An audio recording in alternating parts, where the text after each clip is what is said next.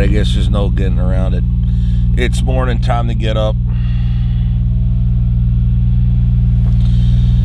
Alrighty, let's start the day. Good morning, you guys. FSC Trucking. Well, I'm in the back here in the Peterbilt. Orwell by 1984 Peterbilt. This is a boring intro. Let's try it again.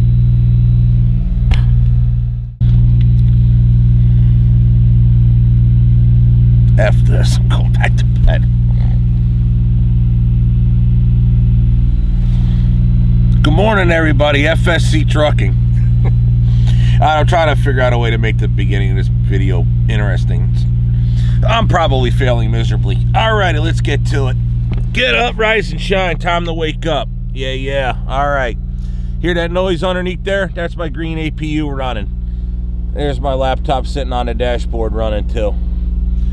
Uploaded video this morning. I was up earlier. I got up, went into the quick trip, went bathroom, and laid back down for a little bit. But I want to show you guys something. See that right there? That's current.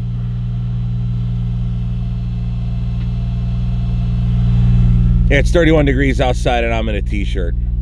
You know, I feel bad. I got the green APU, and I really used it like the day after I got it, and then I went home for a little bit, did some stuff with my sons, and then I really didn't get a lot of chance to run the truck out on the road, but now we do. So, and then when we came out to Minneapolis, I figured I'd be sitting in a truck stop for a couple days. But no, I was in a hotel for a couple of days while Orwell was in the shop. Actually, the weather was nice then too. But I have what I have it set at? 69, I think? I forget. There's our display. I'll be honest with you, it's not in like, I would have probably mounted it up here, but they thought it was creative, put it here. It works though. Here's our display. All right, I have it set at 69 at 70 degrees. So yeah, it works real good. It's real quiet, like in the sleeper. It's a little louder when I'm up in the driver's seat though. It has kind of like a little drone to it, but then again, we are over it. You know, it's directly underneath my cab, so you're gonna hear some kind of noise and vibration, but not much really. When I'm sitting in the front seat editing though, it's not bad at all. I just put the headphones on and it's the better audio for the computer, so I have an interesting way to do it. But yeah, I want to show you that 31 degrees outside. It's nice in here.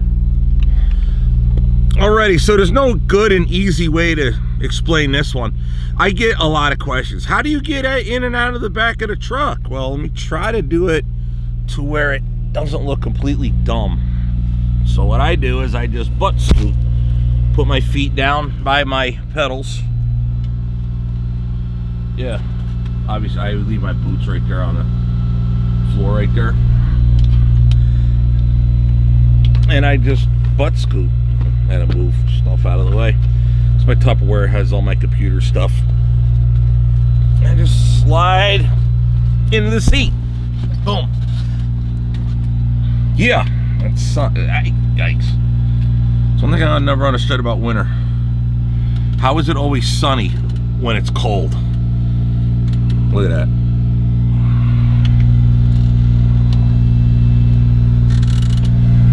Well, there's the computer. I edited last night. Oh, it's checking now. Okay. So I got some editing done. Man, there's just no way to film this nicely. Maybe better. So, yeah, there we go.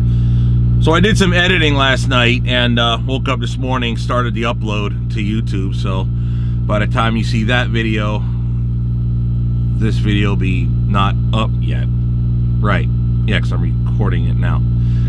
Other than the audio level is one other thing I wanted to show you that the green APU does here. And this will make my life a lot easier, which is why it's nice and warm in here. Check this out. See the water temp gauge? It's a manual one, so you don't have to turn the ignition on. So the water temperature is a cool 180-ish degrees. That's right, so when I turn the key, the engine's already basically up to operating temperature. Now the fuel is cold, don't get me wrong. It's not a common rail system through the head, so The injector pump's still going to spit cold fuel into the engine, but the engine is up to operating temperature. It'll fire up a lot easier. It's still going to spin a bunch because I don't hit the throttle before I start it. I don't like to have an engine rev right up to RPM with no oil in the, up out of the oil pan into the engine. So it's going to crank a bunch, but it'll fire up nicely. And even in cold weather, like 31 degrees out, and I've been sitting here for about 12 hours. Yeah, a little more than 12 hours. Actually more than that. It's 8 something now. So this kind of time frame, Orwell would spit and sputter, clank, clank, clank, clank, clank. Not even want to fire it up at all. So this will be your first cold start with the APU running all night once I get dressed and go outside and set the cameras up. Okay, enough messing around. Seriously, I wanted you guys to hear the audio level of what it sounds like to be in my truck with the green APU running. That's more of the purpose of this, but kind of showing you the mornings. Obviously, I was already awake. Although I didn't get dressed yet. I just slept in my shirt, and I have a pair of sweatpants on, or I have a pair of sweat shorts I wear because, yeah, obviously I try not to sleep in my pants. Alrighty, so this sun is terrible. Now I look dumb. I already look dumb. Now I'm in the shadow. Alright, there's no way to film this either. That's kind of decent, except this big stripe thing in my head. Alright, I'm trying to be funny, it's not working. Alright, let's just get the day started. Enough of this crap. Alrighty, boys and girls, now we're out of the truck. Begin start off, because not everybody is subscribers, although everybody should be. If you're not subscribed, get it done. Hit that like button too while you're there. This is Orwell. Orwell is my 1984 Peterbilt 362 Cabover. Let's go ahead and look over and check out our green APU. Sorry it's in the shadows. The sun's behind me, so kind of way it went. But there's a little APU running right underneath the cab right there.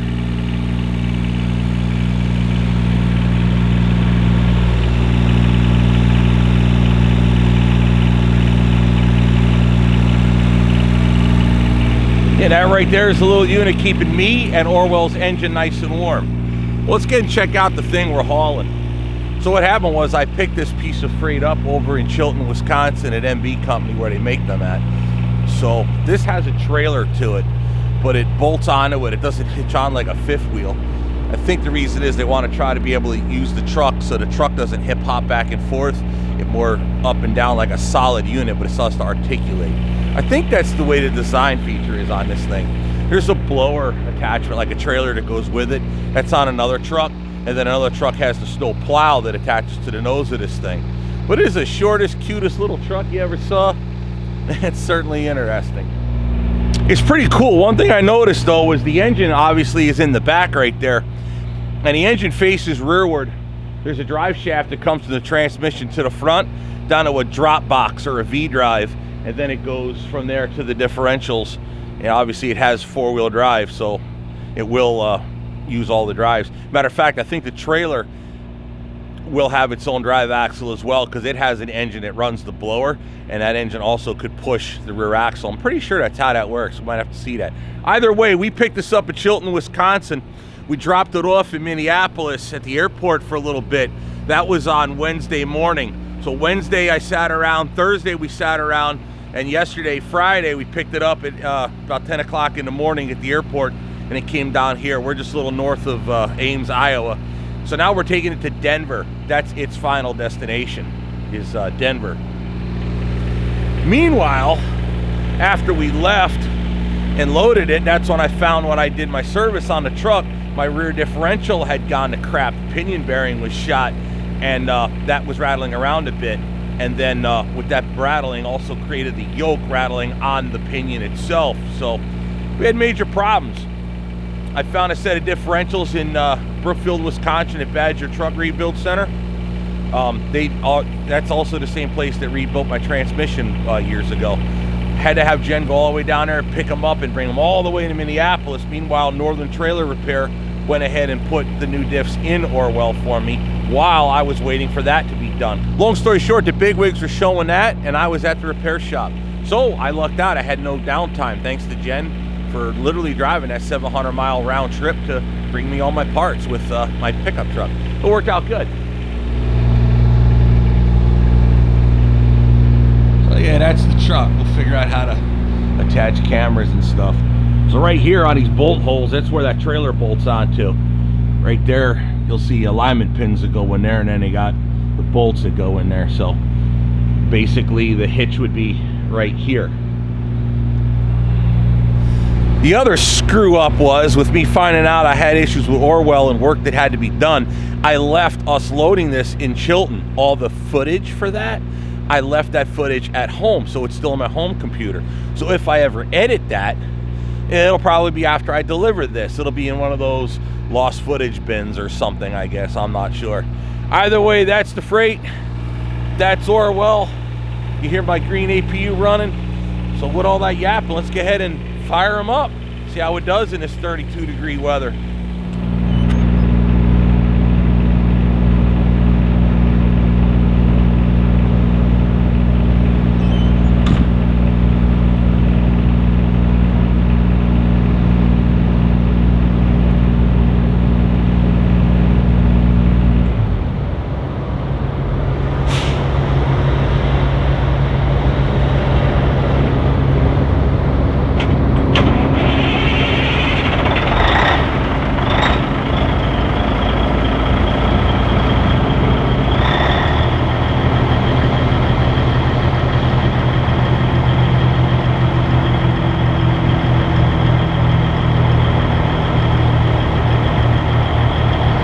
There you go. How do you like that? Fired right up.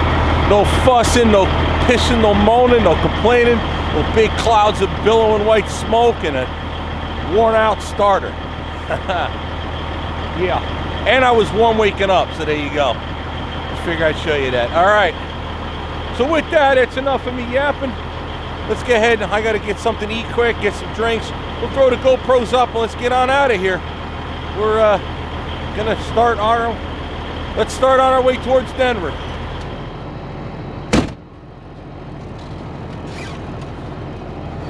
Well, alrighty.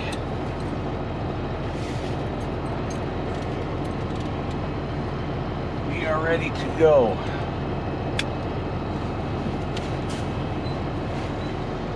Well, let's make tracks.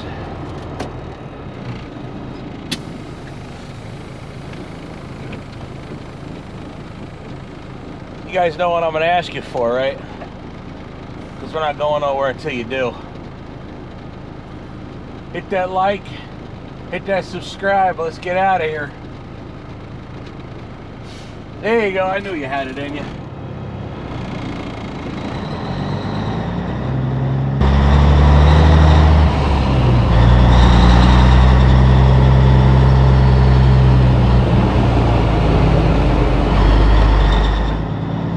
Roll that beautiful cold footage.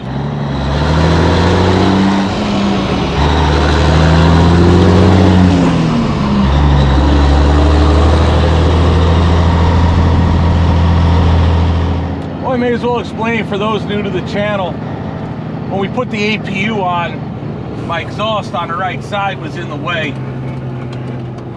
So I figured I would go ahead and redo the exhaust system after the APU was installed. So I cut the right side stack off at the Y pipe and I just left the stack on.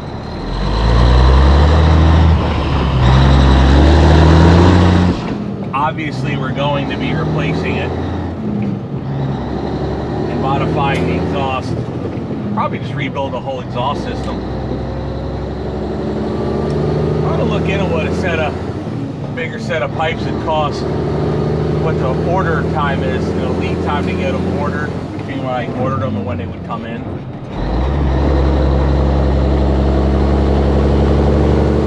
They put a bigger set of pipes on Orwell. But I kind of like that classic mufflered look, even though it's not actually a muffler. It's got the screens on it as if it did.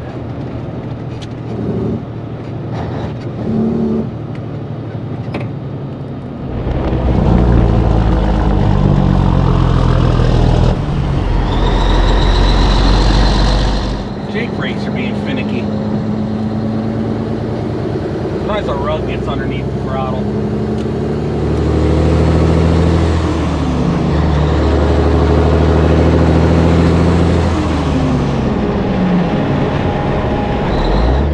Grass is still very cold. skip one here. From high side to low side, it doesn't go very fast.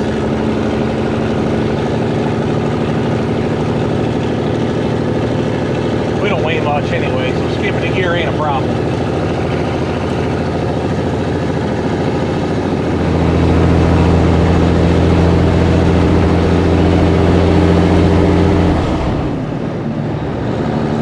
Today is Saturday, October 7th. Tomorrow's the 8th. I think. Or maybe today's the 8th, tomorrow's the 9th. I look at the phone, but that's illegal. That's not. Today's the 8th, Saturday.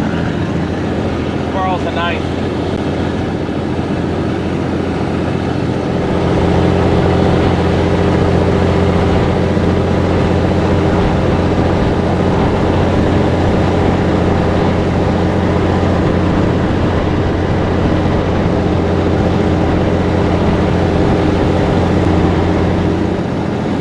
We have today, tomorrow, and Monday.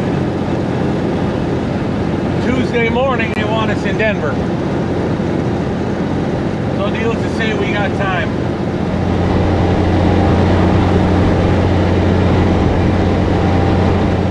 Which, to be honest, as far as a filming schedule, I don't even know. I don't want to do too many videos of the same thing. It gets boring. But it's not the easiest thing on earth to know when to put the cameras up to film, you know, 2 days worth into one video. I'll figure it out though. So this afternoon, today, there's a video coming out, which is me leaving Southern Michigan Railroad with that electric fire truck. Now, I'll touch base on that video real quick. That truck, there's a lot of comments on it. That truck can do electric only or diesel only. I don't know if it's not like a diesel electric hybrid type thing either, because it's not like a locomotive. Like a locomotive, the diesel engine runs a generator and there's electric traction motors on the wheels. And that's driven by that generator directly. That's not how that fire truck works. The fire truck can run battery only or can run direct drive from the engine. But the thing with battery only is, unlike a car, it has to run other pumps and other things, such as the air compressor, to run your brakes and so forth. There's a lot more to a truck than just pushing it down the road. So when a fire truck is in electric mode, something is always running. Now the rep that I gave delivery to, we haven't released that video yet, but the rep that took it into New York and back, he explained to me he drove it from New York, from the Port Authority where I dropped it off, to do a TV segment. I believe it was on Mad Money. I don't remember which network that's on. But it was on a TV show called Mad Money at the New York Stock Exchange.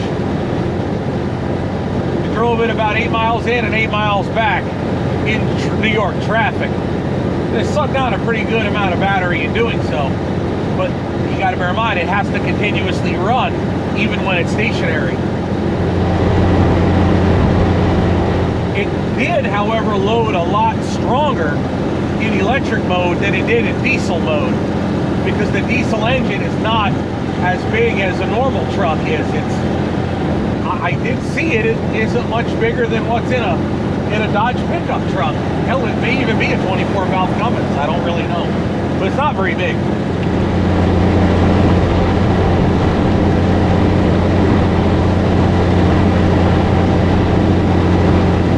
But in electric mode, it had all the torque and power in the world to climb up on that trailer with no problems.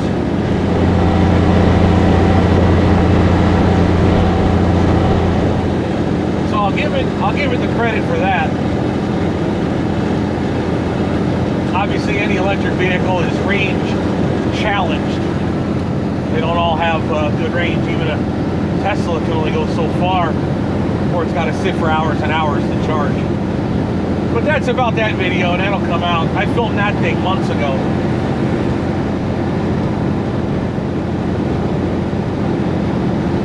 And then tomorrow, Sunday night, will be coming out. I know, I'm telling you as if it will be for you.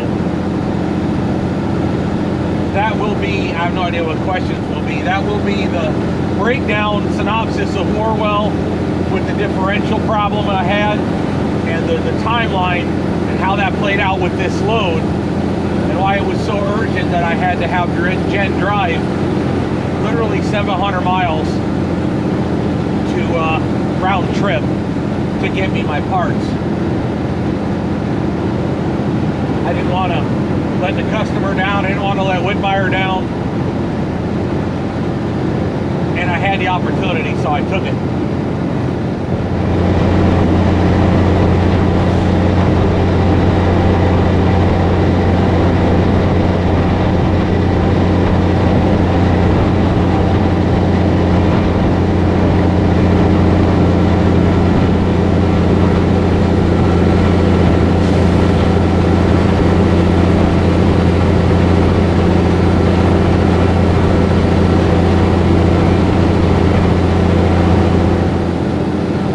Off in Story City, Iowa. That's north of Des Moines, north of Ames, Iowa. A little quick trip, or Iowa they call them quick stars. If you're from Jersey, you know all about Wawa. Philly area, Pennsylvania, you know all about Wawas. Quick trips up here are kind of like the Wawas. Hell, even got Wawas out of Florida. They're a big brand of a gas station.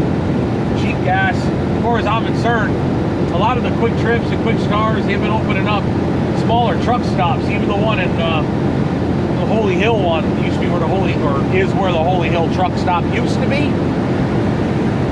They opened up a much larger parking lot in the back, like they're getting into the truck stop game. If you're down south, it's similar to a Buc-ee's, except Buc-ee's, I haven't been seeing any of them with ample truck parking. But holy crap, man, those are like grocery stores in size. They must have some of them, the big ones, got like 100 gas pumps in them or something. It's massive. They're missing the ball with the truck stops. They can take over the truck stop game, and they can really put TA under. I really hope somebody does stand up and put the big giants, the TAs especially, pilots, the Flying J's. I hope Quick Trip or somebody like that, Buc-ee's, just puts them under.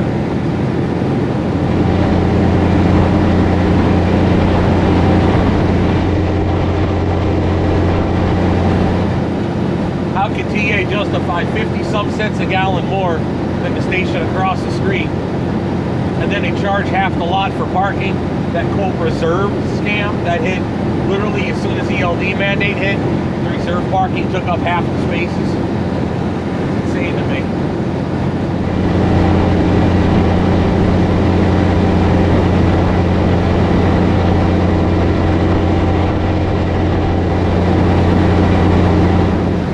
Heck, I started driving right when they were just getting done with phasing out the old Orange Ball 76. That's when the whole idea came where they were going to turn truck stops into travel centers. They were no longer going to cater to just the trucking industry. Meanwhile, they advertise on trucking radio that used to exist back then, that they still cater to the trucking industry, but clearly they don't. They rob the trucking industry. The only thing I ever saw. And Quick Trip came about, they're like a gas station.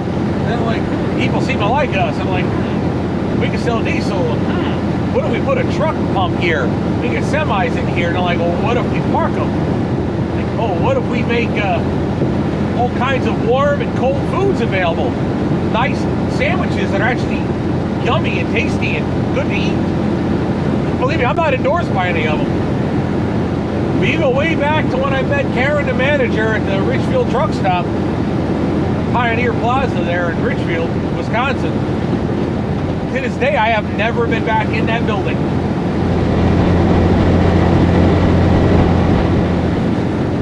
yeah, you know, the old truck stop model, the way they did it is dead.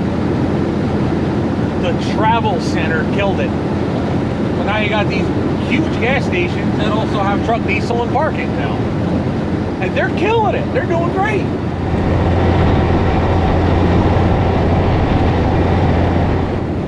So I was going to try to get down to Des Moines. I know there's a QT or Quick Stop or whatever they call it with a Burger King, but it doesn't have a lot of parking in there. And then I saw that Quick Star there in Iowa, right here, well, right where we stopped last night. I saw the sign for it, and I seen they had truck parking and Catskills, and I'm like, well, all right, I get decent food in there too, and I did.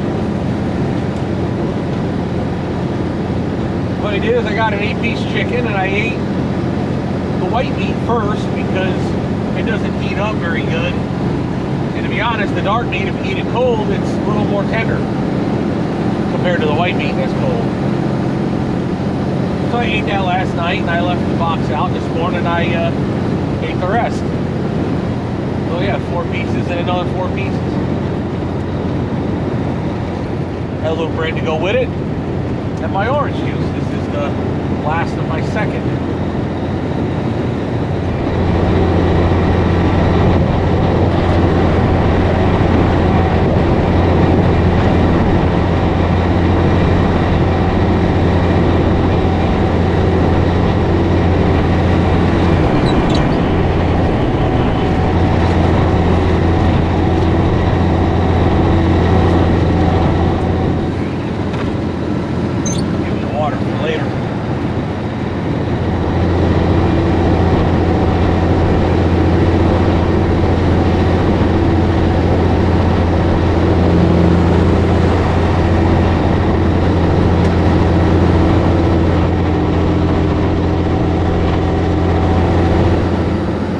About it. When was the last time I had Orwell out here? Well, I've had Orwell here in Iowa before, but I have never had Orwell in Colorado before. Last time we went west with Orwell was after the channel had come to be a thing, and I took my nephew Nicky with me, and we went out to Washington State, Seattle area, dropped off freight, and we brought back what used to be Sean's car, now Matthew's car, that 81, 83, I don't remember, Datsun 280ZX that had a 350 Chevy in it.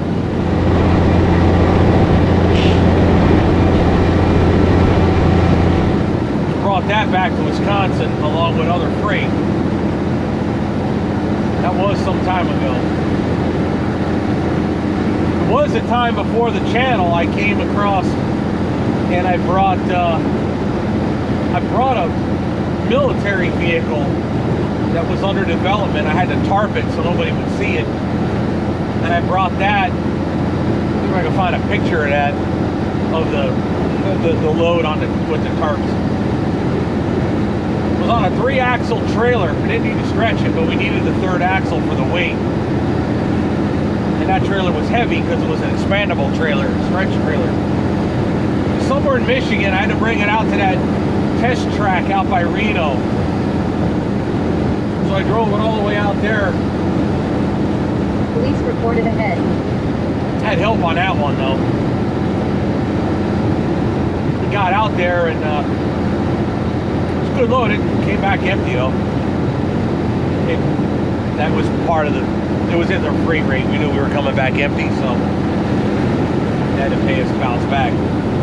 But that was the last time I took 80 across to go out west, and we only made it right to Reno. But as far as, not really Reno, Sparks, Nevada.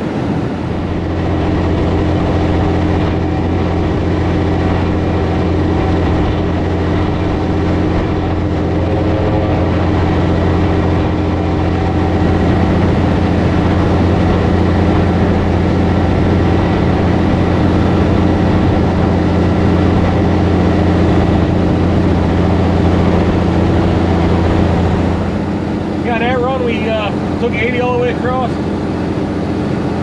Salt Lake. Oh yeah, that truck with that trailer and my truck was just under 100,000 pounds gross with 3-axle trailer. So 6 axles total. 100,000 gross, just under.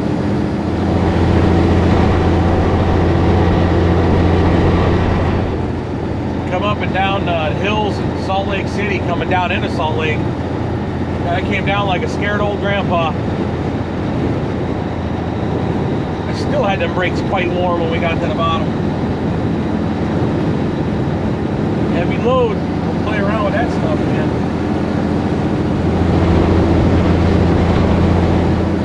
Especially with an old truck like this.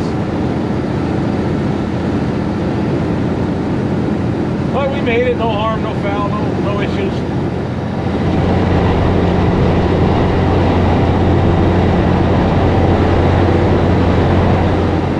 Remember I went up Silver Zone Pass. It's when you come out of Utah.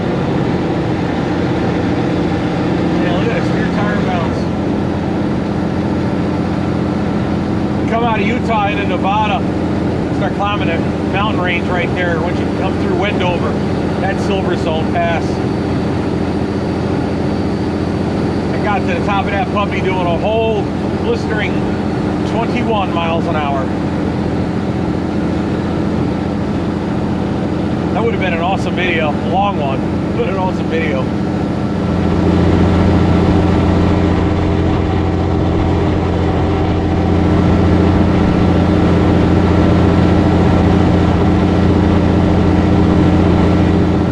Police reported ahead. Wonder if he'll still be there. He wasn't there the last time. The last time the app said he was. Sure he is. The truck wants over and I see brake lights on the cars.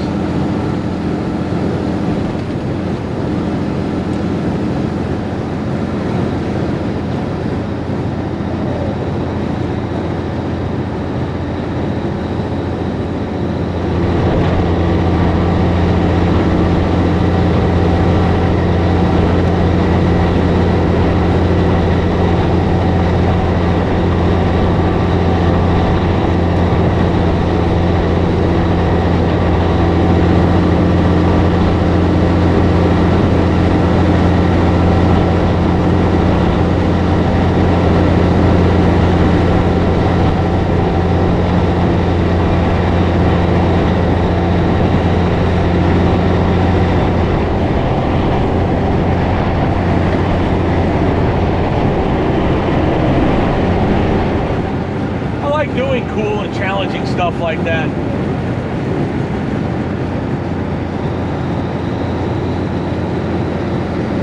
Some things do get a little mundane. You know, I remember first started pulling strikers. I thought that was the coolest thing ever. And heck, I think even you guys got bored of that.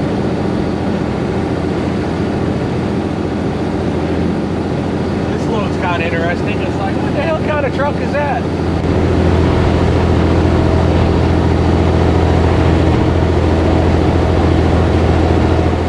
Plus we're going somewhere different, so that certainly helps with boredom and, you know, just going to the same old, same old.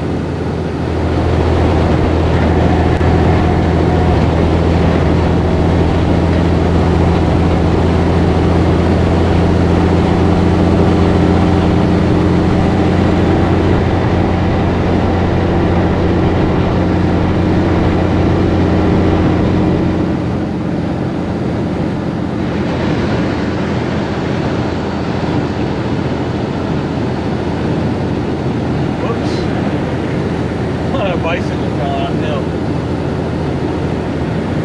Obviously they marked it.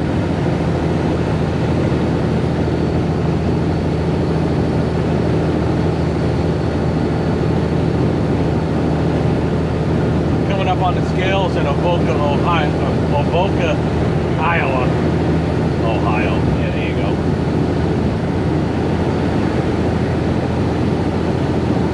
Stop for this exit.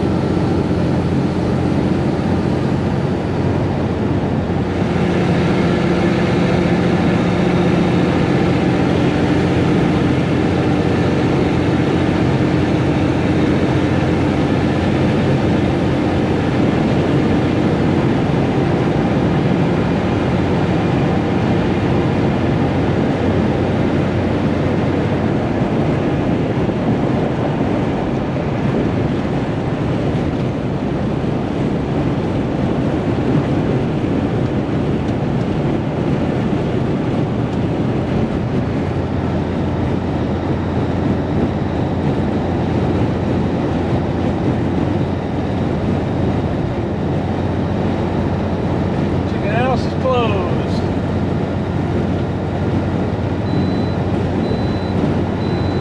And I got the green light. Got pretty fast going off with that beeping noises. According to Trucker Path, they were open earlier today.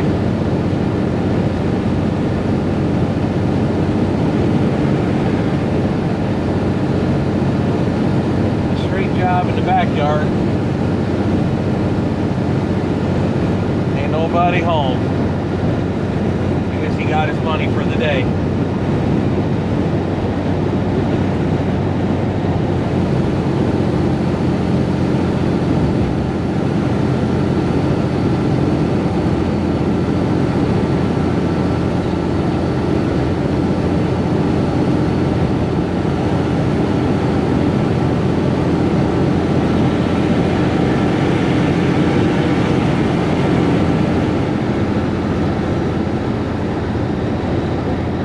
That QT with the Burger King I was thinking about going to like yesterday.